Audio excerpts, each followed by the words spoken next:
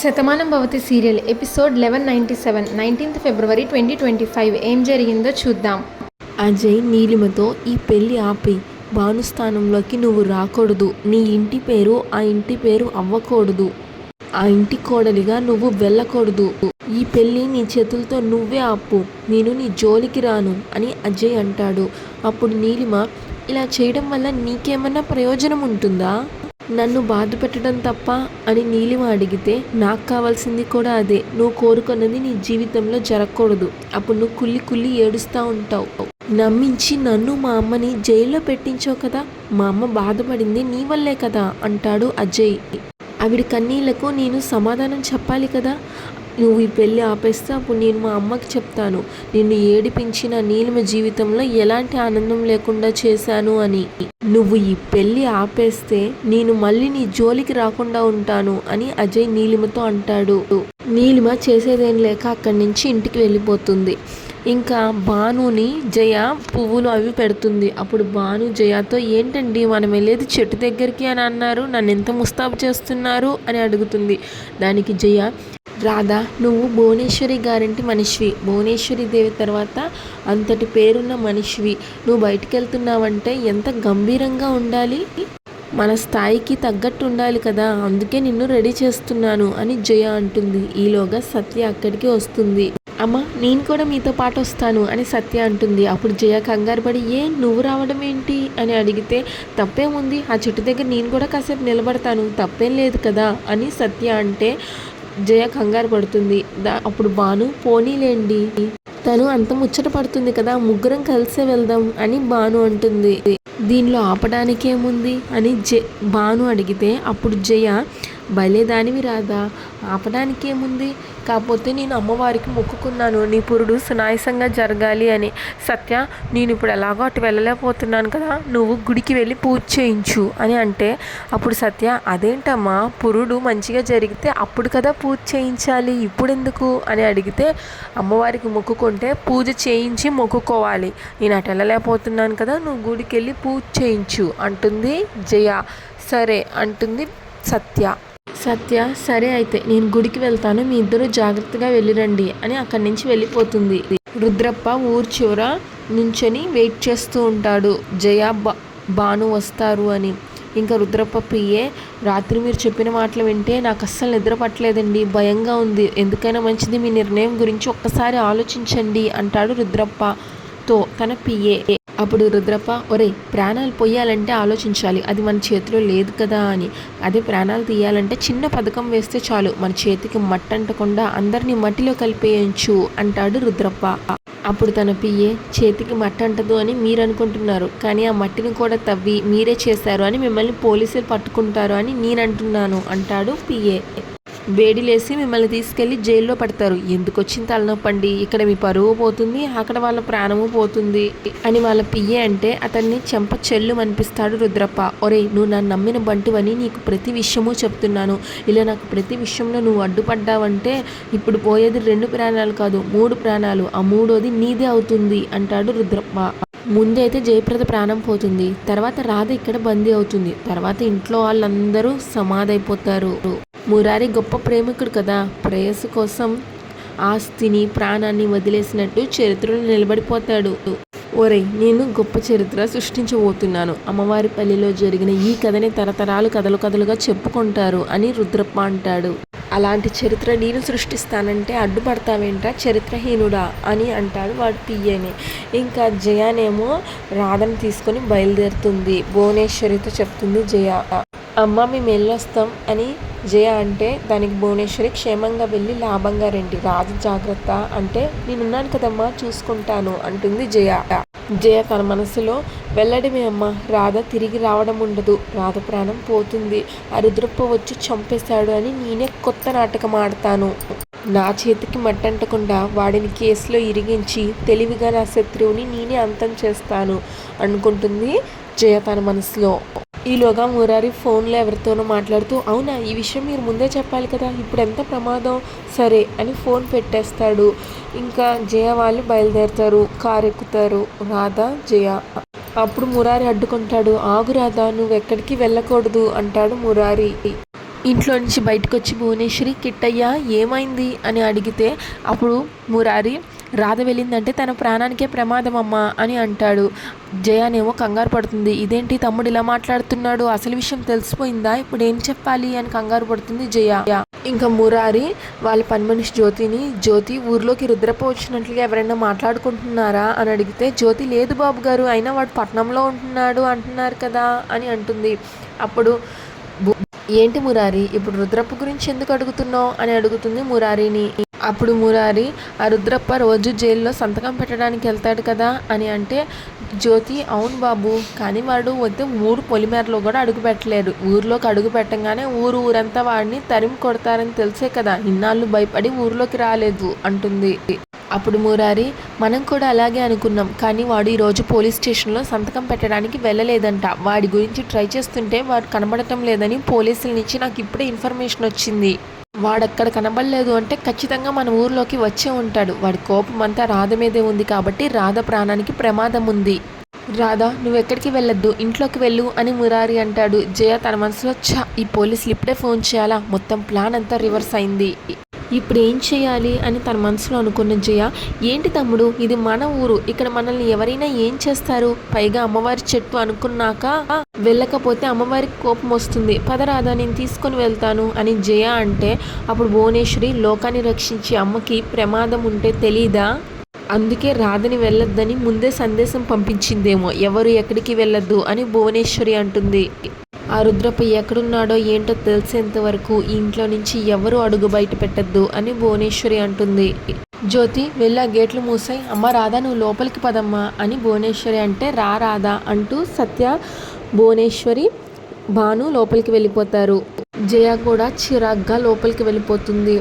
ఇంకా నీలిమ ఏడుస్తూ వాళ్ళ మావయ్య ఫోటో దగ్గరికి వెళ్తుంది.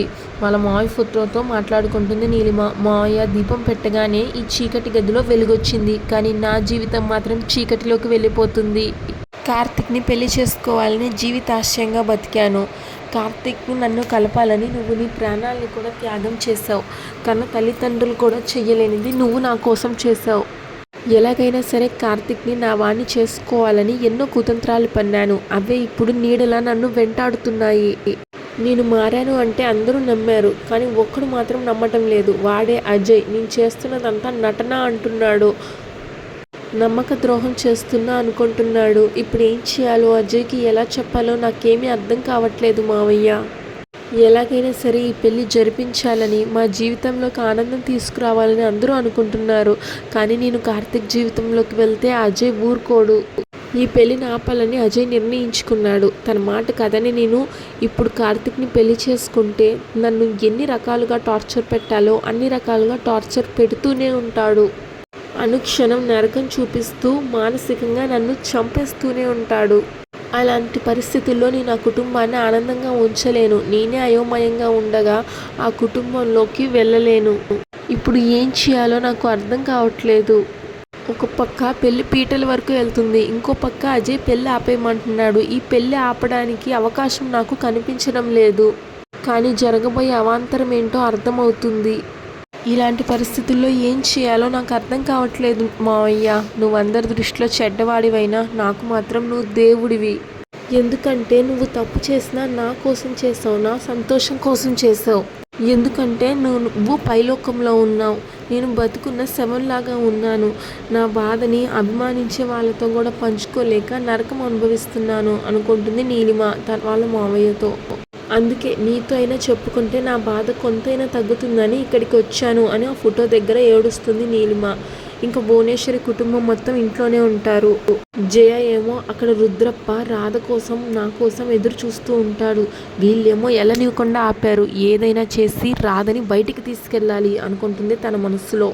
అప్పుడు జయ అయినా మనం భయపడ్డం ఏంటమ్మా, మన పేరు చెప్తే ఆ రుద్రప్ప భయపడాలి, నువ్వు గేట్లు మూసి అని చెప్పావు అంటే మనం భయపడినట్టే కదా అని జయ అంటే కల్కి జాగ్రత్తగా ఉండడం మంచిదే కదా, అదేం తప్పు కాదు కదా, భయం ఎలా అవుతుంది అని కల్కి అంటాడు.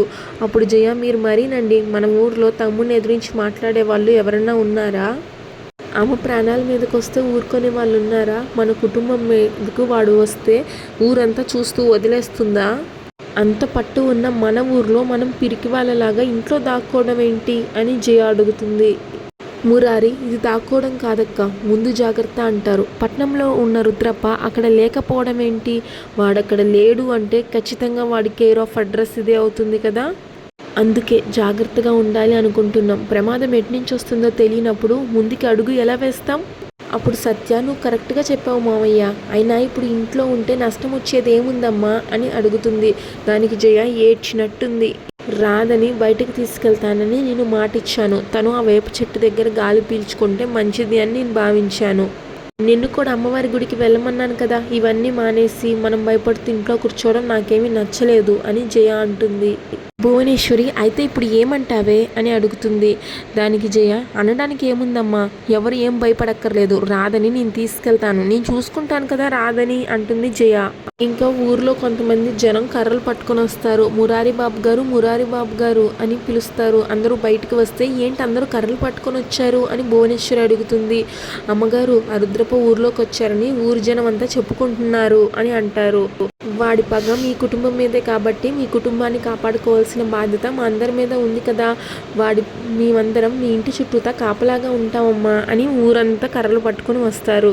వాడు మీ ఇంటి మీదకి వస్తే వాడు కాలు చెయ్యి పీకేసి కనుగుడ్లు పాతి పెట్టేసి ఇక్కడే పాతి పెట్టేస్తాం అని అంటారు. అప్పుడు జయ, ఇంతవరకు మేము భయపడింది చాలదనా, మీరు వచ్చి ఇవన్నీ చెప్తున్నారు అని అడుగుతుంది. అప్పుడు భువనేశ్వరి, చూడు జయ, వాళ్ళు మన మీద అభిమానంతో వచ్చి ఇలా మాట్లాడుతున్నారు, నువ్వు వాళ్ళతో ఇలా మాట్లాడకూడదు. అప్పుడు మురారి, మా ఇంటిని కాపాడుకోవడానికి నేనున్నాను కదా, మీ అందరికీ ఎందుకు శ్రమ అని అడుగుతాడు. దానికి వాళ్ళు, ఇందులో శ్రమ ఏముంది బాబు, మీరేమో మా కోసం ఆలోచిస్తున్నారు, మేమేమో మీకోసం ఆలోచిస్తాం, మీరు మాత్రం కాదనకూడదు అంటారు. విషసర్పం ఉంది అని తెలిసినప్పుడు దాన్ని పట్టుకునేంత వరకు అందరూ జాగ్రత్తగా ఉండాలి, ఇంకొకరి సాయం తీసుకోవాలి అని కల్కి అంటాడు. అప్పుడు భువనేశ్వరి, కల్కి కరెక్ట్గా చెప్పాడు కిట్టయ్య, వాళ్ళని ఉండని అని అంటుంది. ఇంకా ఊర్లో జనం, వాడి ఊర్లోకి వచ్చాడు అంటే ఎక్కడో ఒక చోట తల దాచుకుని ఉంటాడు. ఊరంతా జల్లెడ పట్టి వాడెక్కడున్నా సరే తీసుకొచ్చి మీ ముందర నిలబడతాం అని ఊర్లో జనం అంటారు. జయానేమో, నేను రాధను తీసుకొని బయటికి తీసుకెళ్దాం అనుకుంటే వీళ్ళొచ్చి మొత్తానికి చేటు చేసేలాగా ఉన్నారు, ఏం చేయాలి ఛా అని విసిగిపోతుంది. ఇంకా మురారి గన్ను తీసుకొని బావా పద అని అంటాడు. అప్పుడు జయ, ఎందుకు తమ్ముడు ఇప్పుడు గన్ను ఎందుకు అని అడిగితే, అప్పుడు తెలిసింది కదక్క, రుద్రప్ప ఊర్లోకి వచ్చి తలదాచుకున్నాడు, ఊరంతా ఇంటికి కాపలాగా ఉంటుంది, నేను వెళ్ళి వాడిని వెతుకుతాను, బావా పద అని అంటాడు కిట్టయ్య. వాడు నా కంటికి కనబడితే అదే వాడికి చివరి క్షణం అవుతుంది అని మురారి అంటే, భువనేశ్వరి, వద్దు కిట్టయ్య, వాడిని పోలీసులకు అప్పగిద్దాం అంటుంది. భాను కూడా, అవును మురారి గారు, చట్టాన్ని మీ చేతుల్లోకి తీసుకుంటే అది తప్పే అవుతుంది, వాడు తప్పించుకోకుండా కట్టడి చేయాలి, అన్ని వైపులా వాడిని చుట్టుముట్టేలాగా చేయాలి, వాడిని పట్టుకొని వాడిని మళ్ళీ పోలీసులకి అప్పచెప్పి తీరాలి, కోర్టులోనే వాడికి శిక్ష పడాలి, జైల్లో వాడు బూచలు లెక్క పెట్టాలి అంటుంది భాను. జయానేమో, అసలు అందరూ అనవసరంగా ఏదేదో ఎందుకు ఊహించుకుంటున్నారు, ఇదంతా మన అపోహ మాత్రమే, ఇలాంటివి ఏమీ జరగవు అంటుంది జయ. దానికి సత్య, ఎందుకమ్మా అనవసరంగా ఇలా అంటున్నావు, ఆ రుద్రప్ప భార్య పొలం అమ్మింది, ఇప్పుడేమో వీడు ఊర్లోకి వచ్చారు, ఇదంతా చూస్తుంటే ఏదో ఒకటి జరుగుతుంది అని అర్థమవుతుంది కదా, మరి ఇదంతా పట్టించుకోకుండా నువ్వు అంత తేలిగ్గా తీసుకుంటావేంటి అని సత్య అడిగితే, జయ, నువ్వు చిన్నపిల్లవి, నోరు మూసుకో అని అంటుంది. మురారి, సత్య చిన్నపిల్ల అయినా చాలా తెలివిగా మాట్లాడింది, కరెక్ట్గా మాట్లాడింది, వాడిని వదిలే ప్రసక్తే లేదు, వాడంతా నేను చూస్తాను అని మురారి అంటాడు. జయ, వాడు ఖచ్చితంగా రాధ గురించి వస్తాడు, ఎందుకంటే వాడి నిజ స్వరూపం బయట పెట్టింది రాధే కదా, వాడిని పట్టించింది రాధే కదా, అందుకే రాధ మీద పగ పెంచుకొనే ఉంటాడు, రాధ జోలికి ఎవరు వచ్చినా సరే నేను ఊరుకోను, వాళ్ళంతా చూస్తాను అంటుంది జయ. కల్కి ఏమో, వాడంతా చూద్దాం మురారి పద అని అంటే, దానికి భాను, ఎక్కడని వెతుకుతారండి, వాడెక్కడ తల దాచుకున్నాడో ముందు అది తెలుసుకోవాలి కదా అని అంటుంది. ఇప్పుడు భువనేశ్వరి, ఊళ్ళో దాక్కునే అవకాశమే లేదు, పొలిమేరలోనే ఉండాలి, అక్కడే ఎక్కడో తలదాచుకొని ఉంటాడు అని అంటుంది. కల్కి, అవునత్తయ్య, ఈ ఊరు చుట్టూతా వాడి పొలాలు ఉన్నాయి కదా అని అంటాడు. అప్పుడు మురారి, అక్కడి నుంచో మొదలు పెడదాం బావా, కనిపించాడంటే వాడి పని అయిపోయినట్టే అని గన్ను పట్టుకుంటాడు. పద బావ వెళ్దాం, మీ అందరూ ఇక్కడే కాపలా ఉండండి అని ఊరు జనానికి చెప్పి గన్ను తీసుకొని మురారి కల్కి వెళ్తారు. జయానేమో తన మనసులో, నేను రాధను తీసుకొస్తానని వాడు అక్కడ ఎదురు చూస్తూ ఉంటారు, వీళ్ళేమో అక్కడికి వెళ్తున్నారు, ముందు ఈ విషయం రుద్రప్పకి చెప్పాలి అని అనుకుంటుంది మనస్సులో. అంతటితో ఎపిసోడ్ పూర్తయిపోతుంది. నెక్స్ట్ ఎపిసోడ్ ప్రోమోలో రుద్రప్ప జయప్రదతో ఫోన్లో మాట్లాడతాడు. ఏంటి జయప్రద ఇంకా రాధని తీసుకురాలేదేంటి అని అడుగుతాడు సిగరెట్ తాక్కుంటా. అప్పుడు జయ నీకోసం అక్కడికి మా ఆయన మురారి గన్ను తీసుకొని వస్తున్నారు, ఆ సంగతి నీకు తెలుసా అంటే రుద్రప్ప ఒక్కసారిగా కంగారు పడిపోతాడు. ఏంటి జయప్రద నువ్వు అనేది అని అడుగుతాడు. నువ్వు వచ్చావని ఇంట్లో ఊర్లో అందరికీ తెలిసిపోయింది, మురారి గన్ను పట్టుకొని బయలుదేరాడు అని జయ అంటుంది. ముందు అక్కడి నుంచి పారిపో అని జయ అంటే పాపం రుద్రప్ప తన మనుషుడు తన పియ్యే ఆ పొలాల్లో పడి ఉరుకుతా ఉంటారు. మురారి ఏమో గన్ను తీసుకొని వెతుకుతూ ఉంటాడు. Shatamanam Bhavati serial regular update కోసం మా ఛానల్ని సబ్స్క్రైబ్ చేసుకోండి. ఈరోజు ఎపిసోడ్ పైన మీ ఒపీనియన్ని కామెంట్స్లో మెన్షన్ చేయండి. Thanks for watching.